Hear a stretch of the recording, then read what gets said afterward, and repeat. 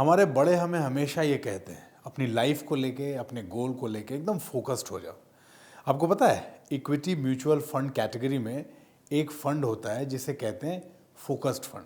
बहुत सारे लोगों ने मोबाइल पे मुझे व्हाट्सएप किया एक अखबार की कटिंग जिसमें लिखा था फोकस्ड फंड, और लोगों ने पूछा इसके बारे में बहुत सुना नहीं है, क्या होता है ये। तो आज इसी को आसान और सरल भाषा में समझते हैं, फोकस्ड फंड क्या होता है।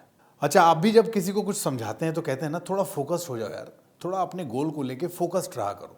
तो आपके कहने का मतलब ये होता है कि अपनी सोच को लेके स्कैटर्ड मत रहो, चीज़ों को बहुत फैलाओ मत।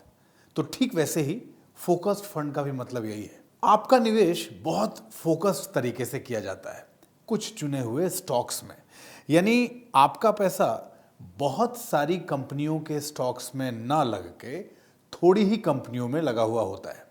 अच्छा, इस फंड को लेकर सेबी का एक नियम भी है कि आपका फंड मैनेजर फोकस्ड फंड के पोर्टफोलियो में मैक्सिमम 30 स्टॉक्स ही रख सकता है, उससे ज्यादा नहीं। अब ये समझते हैं कि ये स्कीम आपका पैसा कहां निवेश करती है। ज्यादातर फोकस्ड फंड आपका पैसा तीनों तरह के स्टॉक्स में लगाते हैं। तीनों तरह का मतलब है लार्ज, मिड और स्मॉल। लेकिन इस कैटेगरी में कुछ फंड्स ऐसे भी हैं जो केवल लार्ज कैप कंपनियों के स्टॉक्स में ही निवेश करते हैं। दरअसल इस कैटेगरी में किसी भी फंड को लॉन्च करने से पहले ना फंड हाउस को यह तय करना होता है कि वो इन्वेस्टर का पैसा तीनों तरह के स्टॉक्स में लगाने वाला है या किसी एक में। तो इसलिए इसमें इन्वेस्ट करने से पहले बेहतर यह होगा कि आप ये पता कर लें कि वो किस प्रकार के स्टॉक्स में आपका पैसा निवेश करने जा रहा है। या तो फिर इसके लिए एक और आसान तरीका है आपके पास। आप हमारी धनक की वेबसाइट पे जाइए और वहां जाके आप ये चेक कर सकते हैं कि वो फोकस्ड फंड किस कैटेगरी में डला हुआ है।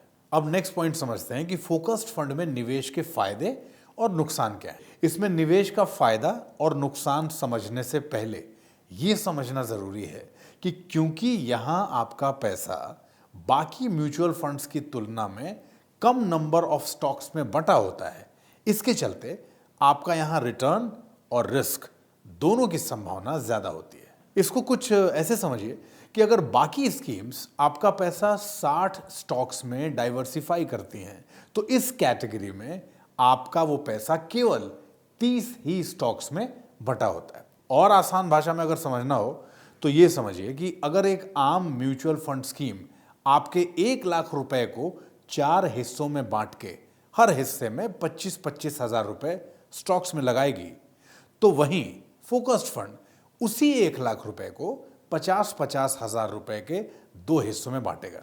तो जहां 25-25 हजार रुपए लगे हैं ना आपके, वहां रिटर्न और रिस्क दोनों का एवरेज कम होगा, लेकिन 50 हजार वाले में दोनों की संभावना ज्यादा होगी, यानी रिटर्न भी बड़ा और नुकसान की संभावना भी ज्यादा।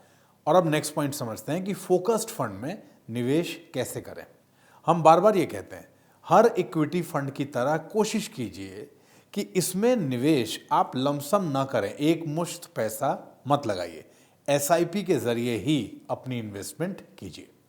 अच्छा, हो सकता है आपने कभी ये सुना हो कि कुछ फंड्स एक खास तरह के सेक्टर की कंपनियों में ही पैसा निवेश करती हैं, जैसे कि बैंकिंग सेक्टर, आईटी सेक्टर।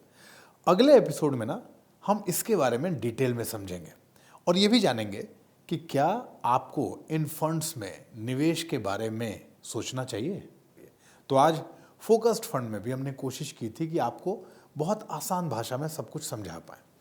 और देखिए, ये पूरे फंड की जो प्लेलिस्ट है, एक एक करके सिलसिलेवार देखते जाएंगे तो आपको सब कुछ आसानी से समझ में आता जाएगा और आगे के फंड्स समझने में भी आपको आसानी होगी। तो धनक को देखते रहिए, धनक को सब्सक्राइब कर लीजिए और अपने मन में कोई भी सवाल हो तो धनक से जरूर पूछिए।